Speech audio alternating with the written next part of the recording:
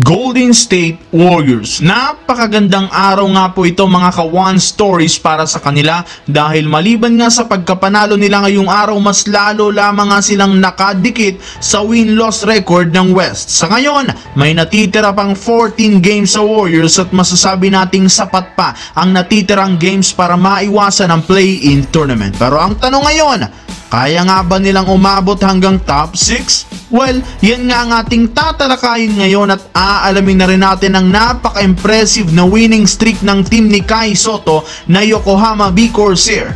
Double-double nga ang average nito sa last 3 games at ayon nga sa kumalat na balita, hindi pa rin nawawala ang NBA Dream ng ating pambato. May tsansa pa nga bang mangyari ito? Tara na't pag-usapan natin yan, pero bago yan, please don't forget to hit the notification bell at mag-subscribe sa aking channel.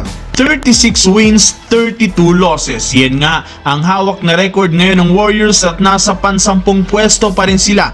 Last 14 games ang natitira sa kanilang mga laro, kaya naman ang tanong ng mga fans, sapat pa nga ba ito upang pumasok diretso sa playoffs? Ang sagot dyan, oo, malaki mga ka-one stories ang tsansang maiwasan pa nila ang play-in tournament. Dahil nga healthy ngayon ang Warriors dahil sa pagbabalik ni Stephen Curry na sinabayan pa ng unti-unting pagbabalik ng laro at pagkuha ni Klay Thompson ng kanyang rhythm, masasabi nating napaka-delikado ngayon neto na makalaban. Sa naging laro nga po nila ngayong araw kontra sa Memphis Grizzlies, na ipakita nga nila dito ang total team effort. Bakit? Kahit man nga po nakapagtala lamang ng 14 points si Stephen Curry, makikita nyo nga ang total team effort na ipinamalas nila matapos 7 player nila ang merong double digit points.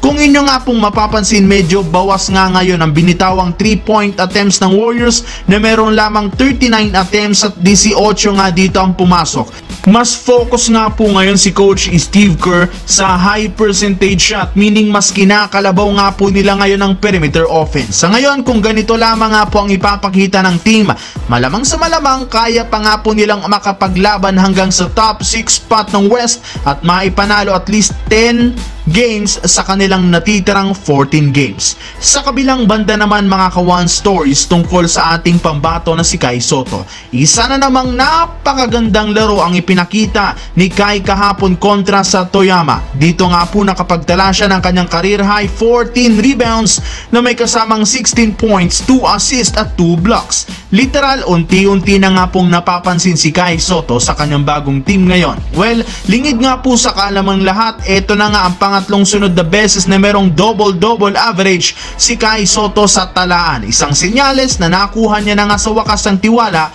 ng kanyang head coach. Bukod nga po sa malaki ang impact nito, napakataas rin naman ang efficiency ratings nito na umabot ng plus 25. Pero meron pang ang isang magandang balita dyan mga ka-one stories na lumabas dahil ayon nga sa naging pahayag ng kampo ni Kai Sotto, still NBA Dream is alive. Buhay na buhay pa rin naman ang pangarap ni Kai Sotto na makapasok sa pinakamataas na level ng basketball na NBA. Pero syempre, at pinaka the best thing to do ayon sa kanila ni Kai ay maging isa sa mga best big man sa Asia at makakuha pa ng mas maraming experience. Iwas lang tayo sa pag-hype mga ka-one stories, pero aminin man natin sa hindi, deserve nga ito ni Kai sa kabila ng mga pambabati ko sa kanya noon.